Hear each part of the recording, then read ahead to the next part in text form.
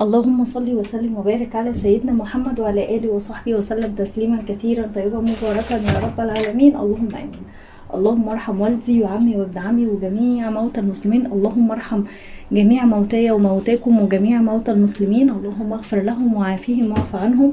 اللهم يمن كتابهم ويسر حسابهم وثبتهم عند السؤال يا رب العالمين. اللهم إن كانوا محسنين فزد من حسناتهم وإن كانوا مسيئين فتجاوز عن سيئاتهم يا رب العالمين. اللهم آمين. اهلا وسهلا بكل حد جديد معايا في القناه، اهلا وسهلا بكل حد مشرفني في القناه، مشرفيني ومنوريني. انا اسمي اسراء. ما تنسوش اللايك والاشتراك في القناه لو لسه مشتركتوش، وتفعلوا زر الجرس عشان يوصلكم الاشعار بكل فيديو جديد انا بنزله. كل سنه وحضراتكم طيبين. رمضان على ابواب، مش عايزين الغلا والازمات اللي احنا بنمر بيها دي تاثر علينا في ان احنا ما نفتكرش رمضان او يدخل علينا لا قدر الله بزعل او بهم او باي حاجه. خلوا دايما تفاؤلكم بالله خير، ان شاء الله خير، كل اللي جاي اكيد خير بامر الله. اللهم بلغنا رمضان يا رب، لا حاسدين ولا مفقودين يا رب، اللهم امين. النهارده بقى ما تخلوش بردك الغلا ياثر علينا في ان احنا ننسى الشنط بتاعه رمضان. يعني دي حاجه بصراحه انا عامله الفيديو ده مخصوص علشانها. دي كده الحاجات اللي انا دخلتها في الشنطه بتاعه رمضان. ما نخليش اللهم صل على النبي الغلا اللي احنا فيه، الاسعار اللي احنا فيها، كل الكلام دوت، الازمات اللي احنا بنمر بيها. مفيش بيت في مصر ما بيمرش بالازمات اللي احنا مارين بيها في الوقت الحالي. بس خلينا دايما نتفائل بالخير، خلينا دايما تفائلوا بالخير تجدوه، خلينا دايما على نهج الرسول عليه الصلاة والسلام، تفائلوا بالخير تجدوه.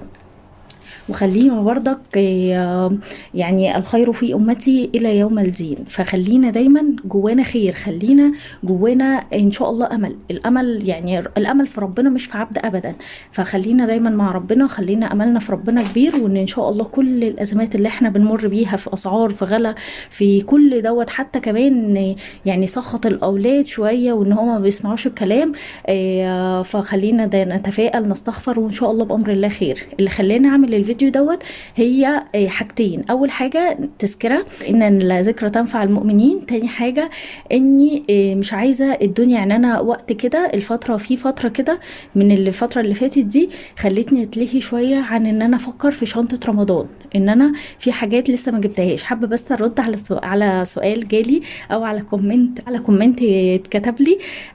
انا والله مش فاكره صاحبه الكومنت ايه، بس انا عايزه اقول لك والله انا ما زعلتش خالص من التعليق بتاع حضرتك. اما قلت لي اسراء ما تقوليش على الشنطه او ما تطلعهاش تاني وكده. هي كان قصدها ان انا ما اطلعش الحاجه اللي انا بجيبها عشان يعني ما يبقاش فيه انتقاد وكده. انا فهمت قصد حضرتك اصلا ان انا ما اطلعش، ان انا هطلع ايه، يعني انا ما اعملش الشنطه واوريكم انا هطلع ايه، لان انا رديت في التعليق على كده على اساس ان قصدي كده.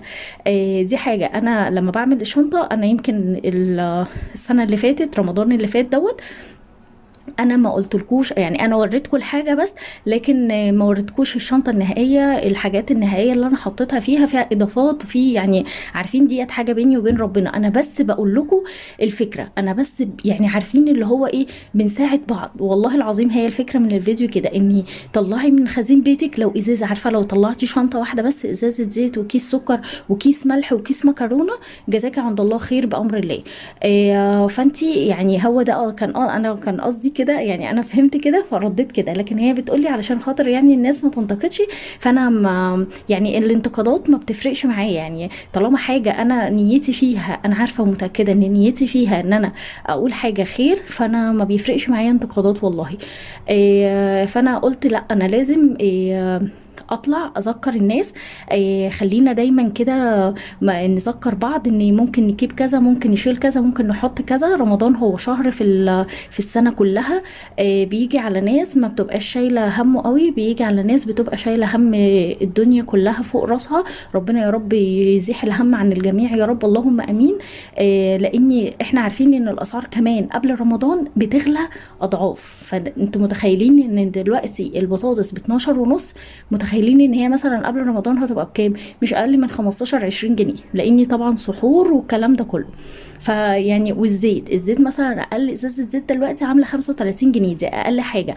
قبل رمضان مش اقل من 40 جنيه. فانتوا فاهمين قصدي ايه؟ ان الحاجه ديت اغلى. ناس هتنتقدني وتقول لي ما هو انت اللي بتعملي يا جماعه. يعني الكلام ده من قبل ما انا اطلع اقول ان الاسعار بتغلى قبل رمضان. يعني الفيديوهات ديت متاخره في تذكير الناس ان الاسعار بتغلى قبل رمضان، لكن طول عمرنا عارفين ان الاسعار بتغلى قبل رمضان. بس رمضان بيجي بخير، ورمضان بيجي سبحان الله يا رب بيجي بخير على الجميع، اللي معاه واللي ما معاهوش. يعني سبحان الله يا رب، ربنا يا رب يرزق الجميع من حيث لا يحتسب يا رب العالمين. كنت المره اللي فاتت مطلعه 5 اكياس بس، في اللي يعني اللهم لك الحمد يعني. والمكرونات ديت استعملت اللي استعملته، ولسه فيه من اللي انا هستعمله، بس شلت الكميه ديت لشنطه رمضان برضك لسه هجيب عليها بامر الله.